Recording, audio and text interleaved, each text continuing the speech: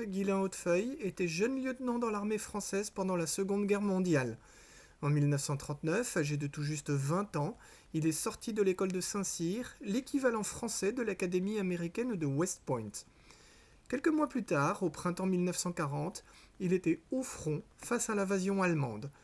Un peu moins d'un an avant sa mort en 1993, il a rédigé un compte-rendu de ses expériences de guerre dans le but de donner un témoignage vivant de ce qu'il a vécu.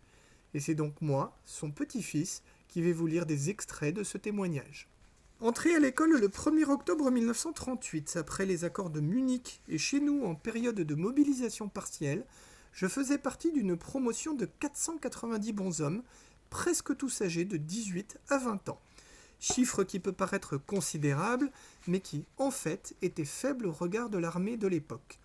C'était encore le modèle des gros bataillons, hérité de la Première Guerre mondiale, avec une défense du territoire basée sur une ligne continue, le long des frontières de l'Est et du Nord, renforcée à l'Est par la fameuse ligne Maginot, bétonnée et fortement armée.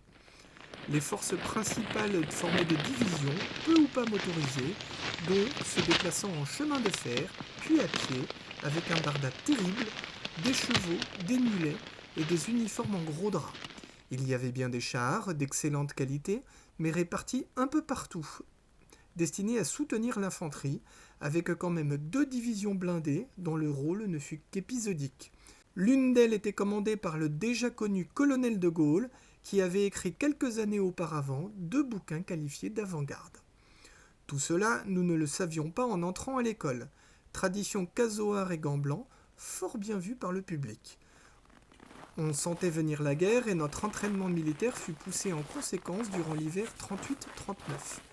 Juste de quoi faire de nous des jeunes officiers, menant au feu une quarantaine de bonshommes armés de flingots, avec quelques fusils mitrailleurs, et priant le ciel que nos artilleurs avec lesquels, en race campagne, nous n'avions aucun moyen de communication, même téléphonique, ne nous tapent pas dessus. Bref, la guerre est venue. Ayant donc effectué 10 mois d'école, nous avons été rappelés à Cyr le 24 août 1939, nommés sous-lieutenant le 2 septembre, jour officiel de la déclaration de guerre, et aussitôt expédiés dans les centres mobilisateurs. Pour ma part, j'avais obtenu la coloniale, et je me suis retrouvé à Rochefort avec mon sabre et mon sac marin. Nous y avons passé l'hiver à instruire les réservistes selon ce qu'on nous avait appris, le crapahut dans la boue, le tir au fusil et la marche à pied. Cet hiver fut celui que l'on appela ensuite la drôle de guerre, c'est-à-dire que tout le long de la frontière allemande, nous avions établi des tranchées de type 14-18, appuyées sur la ligne Maginot, en face d'un adversaire allemand qui, semble-t-il, en avait fait autant. Escarmouches de part et d'autre, théâtre aux armées, vin chaud du soldat, bref, la belle vie, et bientôt le printemps pour aller leur flanquer une dérouillée. Il semble que la conquête éclair de la Pologne en septembre 1939 n'ait pas été appréciée à sa juste valeur par les grands états-majors alliés. En mars 1940, j'ai été envoyé au camp de Souges, près de Bordeaux, où l'on formait un régiment de réservistes mixtes sénégalais, le 53e RICMS. Pas compliqué, on débarque les Sénégalais du bateau. Colonne par 3, on en compte 171, et hop, voilà la 6e compagnie, la mienne. Je n'étais pas tout seul, bien sûr. Mon capitaine et les lieutenants étaient des réservistes bordelais, gens charmants, mais qui ne prennent que rarement le service du dimanche. Donc, les jeunes sous-lieutenants occupaient leur dimanche sans même un vélo, mais heureusement avec le cheval du capitaine. Ceci pour explorer les vastes espaces des Landes girondines où, en semaine, nous exercions un peu avec le concours très efficace de nos sous-officiers, essentiellement des gardes mobiles, nos excellents réservistes sénégalais. Et un beau jour, alors que se déroulait la campagne de Norvège dont nous ne savions à peu près rien, nous voilà embarqués dans le train, direction le front. Après 4 jours de voyage, nous avons débarqué à Rougemont dans la Haute-Saône, pas loin de Besançon. Pays de connaissance. Nous y sommes restés 1 mois environ, toujours en manœuvre. L'occasion pour nous de faire connaissance avec le système dit de bivouac, cantonnement chez l'habitant. Dernière manœuvre prévue au Valadon au-dessus de Vuillafan, qui devait se terminer avec les chars le 10 mai 1940.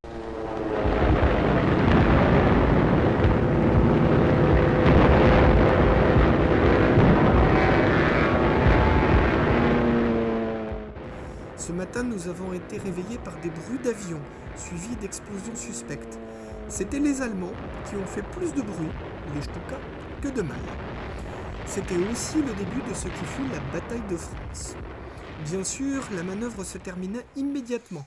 Après quelques jours d'incertitude et aussi d'inquiétude, on sentait bien que cela ne tournait pas rond, de nouveau dans le train. Pour 3 jours cette fois, le temps d'aller de Besançon à Beauvais. Nous ne savions toujours rien de ce qui se passait, la radio étant sans doute reçue par des civils, du moins ceux qui possédaient un poste, mais certainement pas dans le luxueux train militaire. D'ailleurs, la radio ne disait rien de bien précis.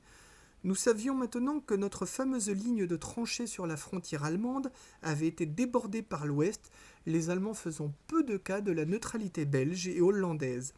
Et surtout, ils employaient leur armée d'une manière tout à fait différente de celle que nous connaissions. C'est ce que j'allais voir rapidement. Car les Allemands, ayant percé notre ligne du côté des Ardennes, avaient foncé tout droit vers la Manche, au-dessus de la Somme, isolant ainsi nos armées du Nord, les mieux équipées, et les Anglais, qui ont pu, non sans grosse casse, échapper en partie par Dunkerque. Pendant ce temps, le général Weygand, nouveau commandant en chef, décidait de colmater la brèche le long de la Somme pour empêcher les Allemands de foncer vers le sud. Notre division, la 5e RICMS, s'enfuit à pied, d'abord aux environs d'Amiens, creuser des tranchées, puis au sud d'Abbeville, occuper un gros village, Erennes, où se croisaient plusieurs routes importantes. Notre bataillon s'y installa le 2 juin 1940, dans les maisons, les caves, les jardins, pour boucher les carrefours. Toute la population avait fui.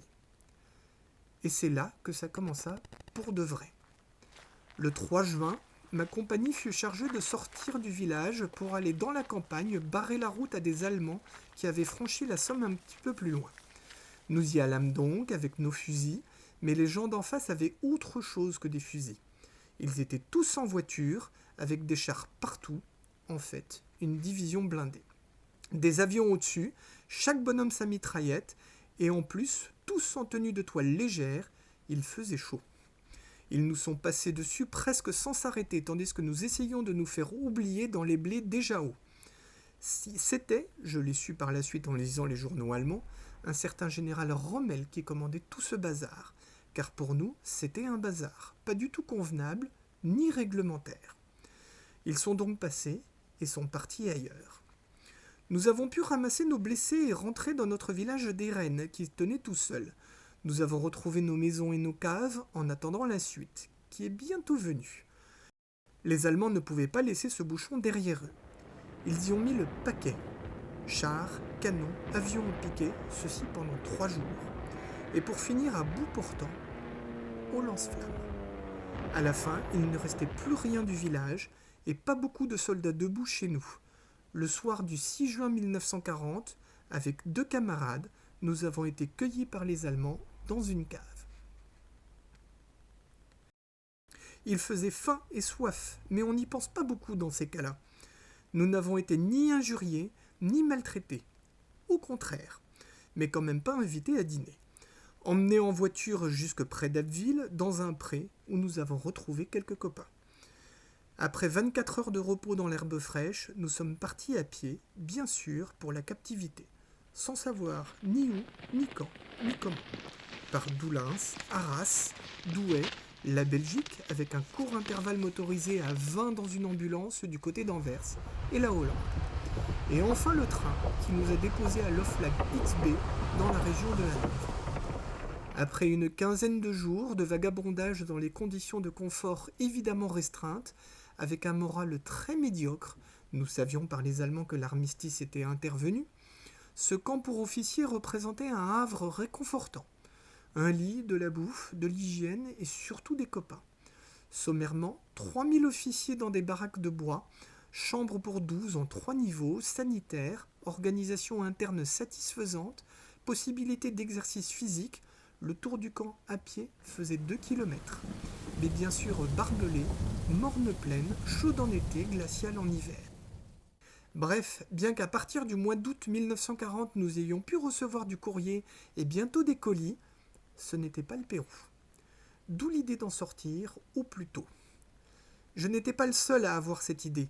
Les tentatives furent nombreuses et la plus pittoresque que j'ai connue est celle d'un camarade parti dans le coffre de la voiture d'un général allemand venu nous engueuler après 2 autres départs spectaculaires. Nos gardiens n'étaient pas féroces, des réservistes appliquant strictement leurs consignes, c'est-à-dire nous empêcher de sortir frauduleusement, avec, à la clé, la balle de mitraillette ou, au mieux, les arrêts de rigueur peu confortables. Ayant eu à me présenter à l'infirmerie, face à des médecins français, j'y ai rencontré un camarade dont le cas m'a donné des idées.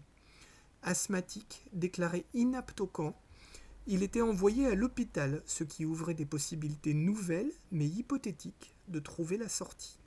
Avec l'inconvénient pour un tôlard de quitter la relative sécurité du camp pour l'inconnu.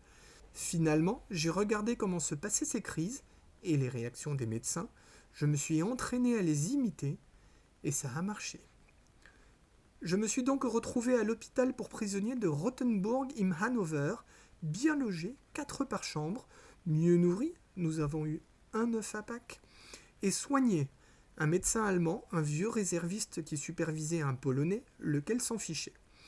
Le danger, c'était d'être drogué sans vraiment être malade. Je me suis donc efforcé d'être asthmatique à heure propice, vers 20h30, quand il ne restait plus que le Polonais. D'où la possibilité de passer aux poubelles cachées, voire piqûres. Et ça a duré en gros 5 mois pour réussir. C'est-à-dire qu'un beau matin de juin 1941, avec pas mal d'autres clients de cet hôpital, je suis monté dans un train sanitaire qui, après 2 ou 3 jours de tourisme, Vallée du Rhin, Bavière, puis Alsace, Besançon, Dijon, ceci en couchette, nous a ramenés à Mâcon. Fanfare et steak frites, avec du vin. Puis Roanne, où le nombre de guérisons subites furent surprenant. J'y suis resté 2 jours, le temps de recevoir un modeste viatique et une feuille de route pour Toulon. J'achevais ainsi une première période de ce qui fut la Seconde Guerre mondiale.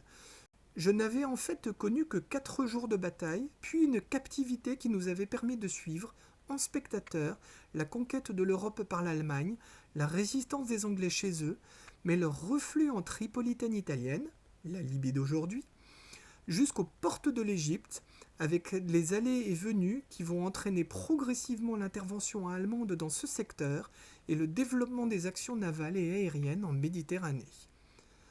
Je rentrais en France à la veille de Barbarossa, l'invasion de la Russie par les Allemands.